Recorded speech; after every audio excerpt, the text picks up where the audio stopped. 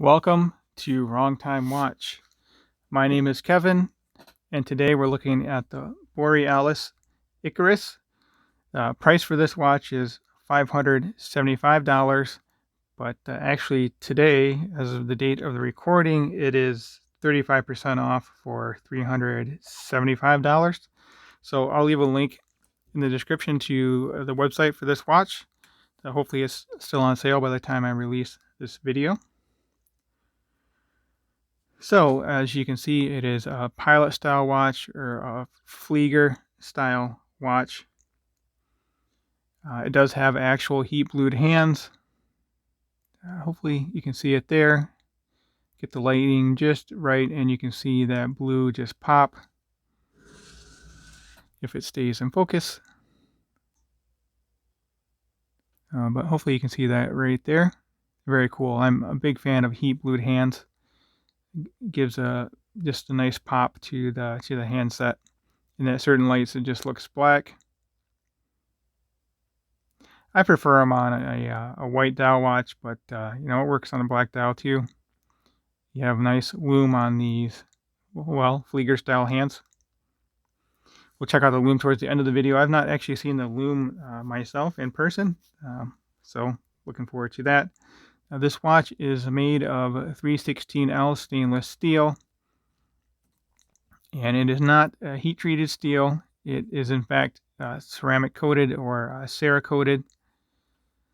And the particular Cerakoting they're using here is H-170. H is the grade of the Cerakoting, and 170, I believe, is this color tone.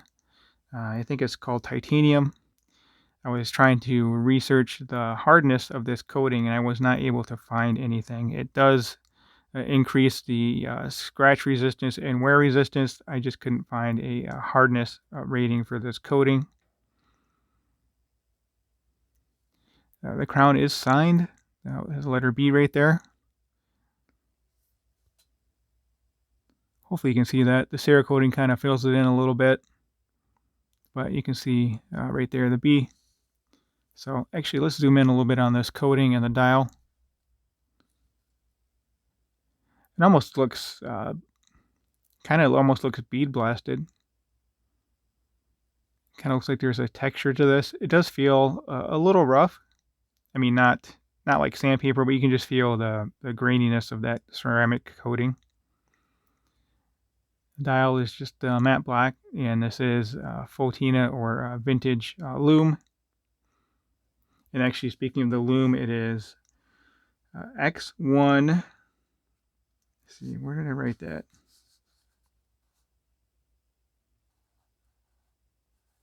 X1 Old Radium Loom.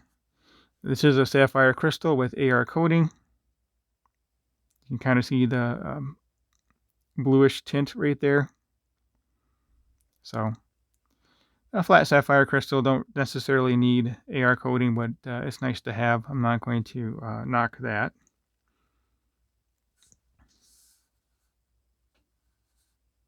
All right, so I'll move the handset because I want to talk about the date window. It is a color match date window, but that is it's white. It's not this tan color, so that's kind of off-putting. Also, I would rather have this watch without date. It's a Flieger style watch after all. Flieger style watches and dive watches, in my mind, really shouldn't have a date. Field watch, yeah, that's fine. Or a GMT, something like that. It's fine with a date, but I don't really care for dates on dive watches or Fliegers. Anyway, this has the Ronda R 150 movement. So first position out is hand winding.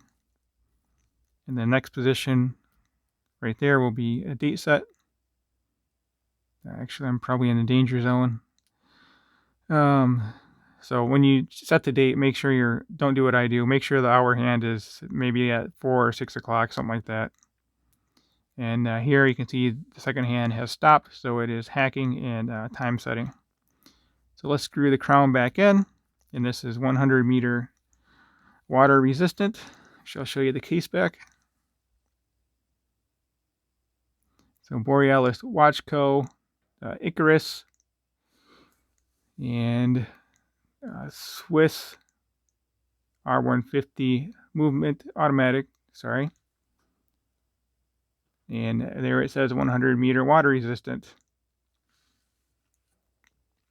So Icarus is Greek mythology. I think he was the son of a guy that invented a maze or something, and Icarus is the one that he flew too close to the sun with wax wings. The wings melted, and he fell to his death. So that's where the phrase "don't fly too close to the sun" comes from.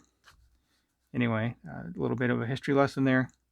So this watch is also anti-magnetic, 20,000 AM, which is about 250 Gauss.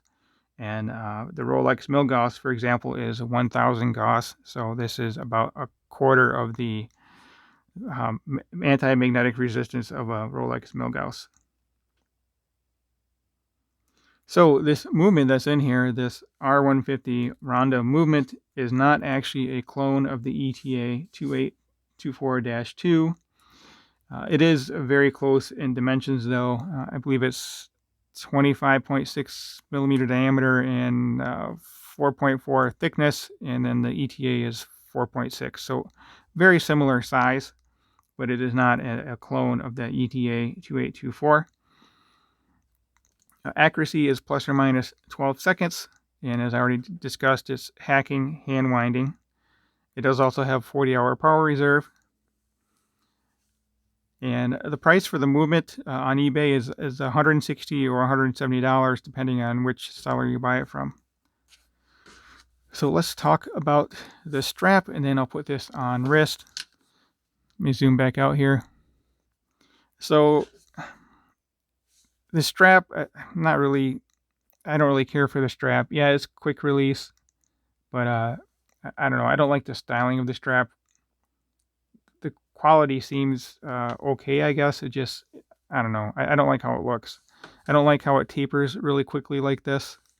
And then we're at 20 millimeter here, and it tapers down to 16. And the same for this portion of the strap. The buckle, the tang, crown, everything is Cerakoted with the H170 coating, so it all matches. So that's nice. And these are quick release straps. One issue is when I put it on wrist, you can see this pin through the strap.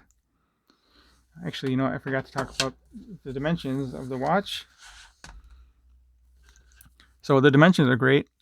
47.3 lug to lug, 38 millimeter diameter, perfect size watch for my wrist, in my mind at least.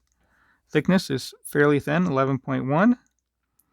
And as I mentioned, 20 millimeter lug width, and this strap does taper down to 16 rather quickly. And that is a 6 millimeter signed crown. I think it's a great size crown for this watch. Yeah, if it didn't have a date and a little bit better of a strap, I would seriously consider buying it for my collection. But I already have too many watches. But yeah, not a bad deal with that $160 Swiss movement. So let me get this on wrist, and then we'll check out the loom.